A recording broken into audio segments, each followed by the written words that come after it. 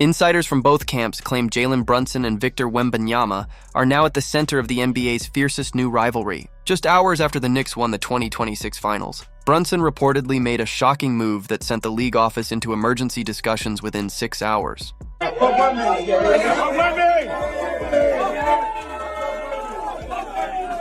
And the wildest part? He still wasn't finished. What Brunson said next about Victor Wembanyama stunned everyone. For years, the NBA promoted their relationship as a respectful rivalry, but that image was shattered after the Knicks captured the 2026 championship. During the celebration, a 6-second video surfaced showing Brunson leading a packed club full of Knicks fans in a loud chant aimed at Wembanyama. Within just 6 hours, the clip exploded to more than 15 million views, igniting social media. Knicks fans defended Brunson, calling it passion and old-school competitiveness. Spurs fans saw it differently, arguing there was no reason to target Wembanyama after already winning the championship. The controversy only grew when reporters gave Brunson an opportunity to calm things down the next morning. Instead of blaming the celebration or offering an apology, he looked directly into the cameras and doubled down, saying, "You all hyped him, but forgot who the real MVP is." That comment sparked endless debate, but many believed it came from years of being overlooked rather than jealousy. As fans revisited old matchups, they realized this rivalry didn't suddenly begin in the finals. The story traces back to March 29, 2024, when Brunson exploded for a career-high 61 points against San Antonio, finishing just 1 point shy of the Knicks' franchise scoring record. However, Wembanyama stole the spotlight by delivering an incredible 40-point, 20-rebound, 7-assist performance to lead the Spurs to an overtime win. After the game, Wembanyama threw the game ball into the crowd, preventing New York from saving it for Brunson's milestone.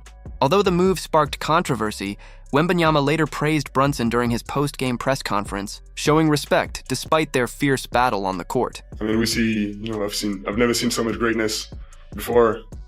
The season has been going on for just some months. The rivalry reached another level after that unforgettable regular season showdown. From Wembanyama's perspective, everything ended when the final buzzer sounded. He later praised Brunson publicly, saying he admired his incredible performance and respected what he had accomplished. But by then, the damage had already been done. Brunson wasn't focused on the compliments. He remembered the game ball incident, and to him, that single moment erased any goodwill that came afterward. Respect isn't only about what you say after the game, it's about what you do in the biggest moments. After scoring a career-high 61 points, Brunson had every reason to expect that game ball would become a permanent part of his personal collection. Instead, it disappeared into the crowd, and many around the league viewed the move as unnecessary. Even Shaquille O'Neal later discussed the incident, suggesting that a veteran's historic milestone should always be respected, regardless of the final score. Whether intentional or not, the moment stayed with Brunson and quietly fueled one of the NBA's newest rivalries. Fast forward to the 2026 NBA Finals, and that tension became impossible to ignore.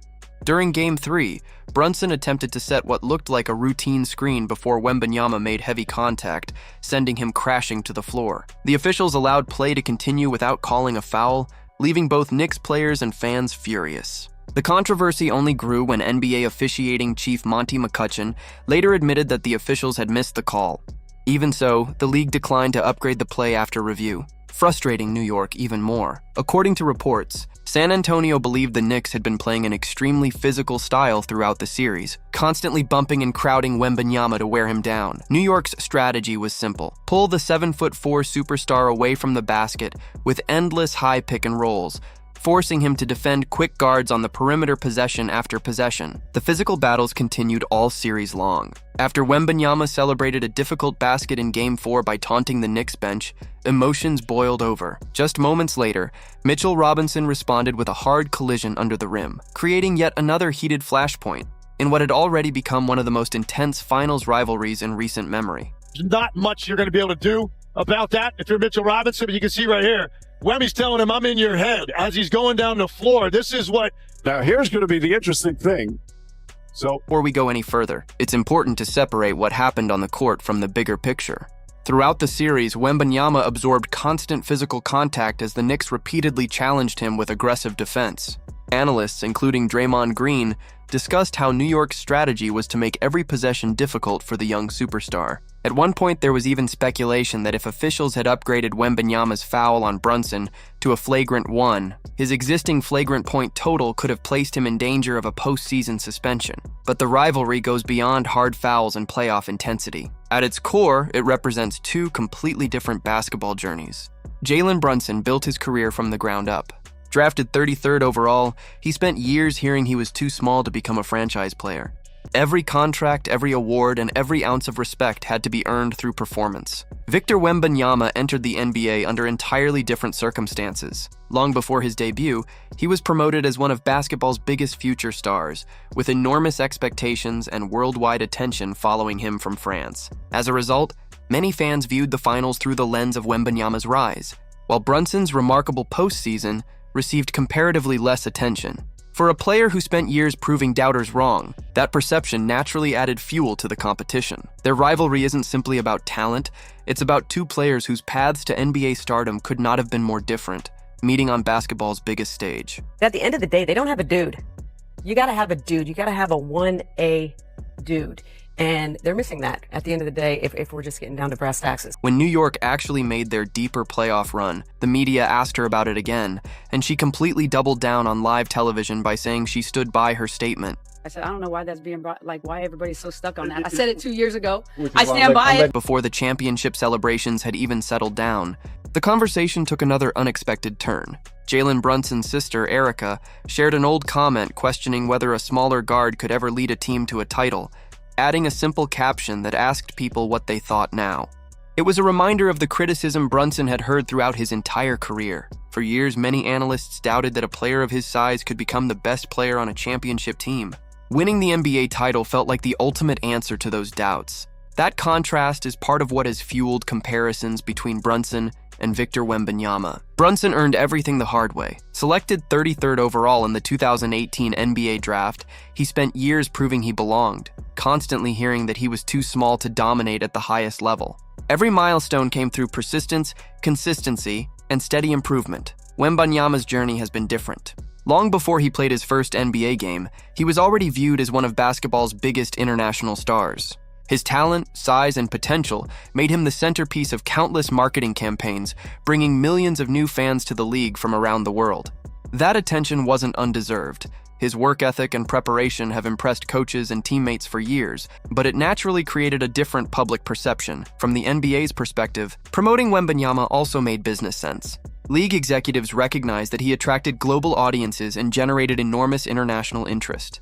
That strategy helped grow the NBA's worldwide reach, but it also meant established stars like Brunson sometimes received less attention despite outstanding performances. Brunson answered in the only way he could on the court. Throughout the finals, New York built an offensive game plan designed to pull Wembanyama away from the basket. Rather than constantly challenging one of the league's best rim protectors, the Knicks relied on high pick-and-roll actions that forced the Spurs star to defend smaller, quicker players on the perimeter.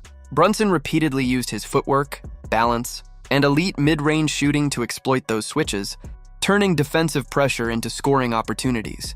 His masterpiece came in the championship clinching game. Brunson poured in 45 points on efficient shooting, delivering one of the greatest finals performances in franchise history.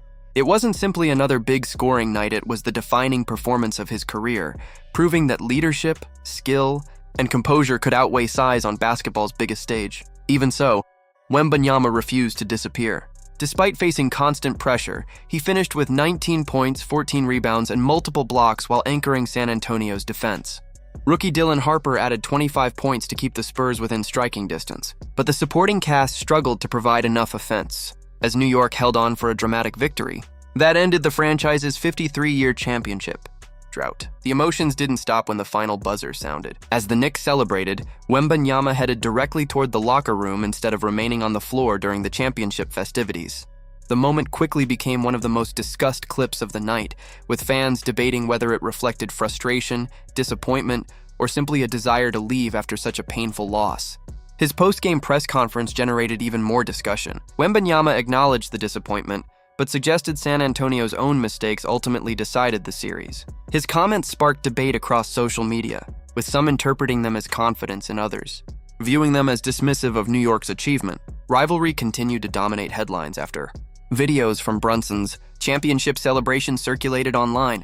Fans from both sides passionately defended their stars, while debate spread across basketball media about competitiveness, sportsmanship, and respect. The discussion even expanded beyond the finals. Brunson and teammate Josh Hart had already built a large audience through The Roommates Show, where they regularly discussed players and league storylines. Previous comments about other NBA stars, including Rudy Gobert, had already created controversy, leading to heated reactions both online and on the court. Whether every disagreement was genuine or simply amplified by modern sports media, one thing became clear: the finals captured worldwide attention. Television ratings reached extraordinary levels, celebrities packed Madison Square Garden, and basketball became the center of the sports world. Every interaction between Brunson and Wembanyama was analyzed, replayed, and debated for days. Looking ahead, both players appear motivated by what happened. Brunson now enters next season as a Finals MVP and NBA champion determined to defend his crown. Wembanyama, meanwhile, has every reason to use the painful defeat as motivation as he continues developing into one of the league's brightest young stars. If these teams meet again, the spotlight will be even brighter. Whether it develops into one of the NBA's defining rivalries remains to be seen, but after everything that unfolded during the finals, every future matchup between Brunson and Wembanyama is certain to attract enormous attention from basketball fans around the world.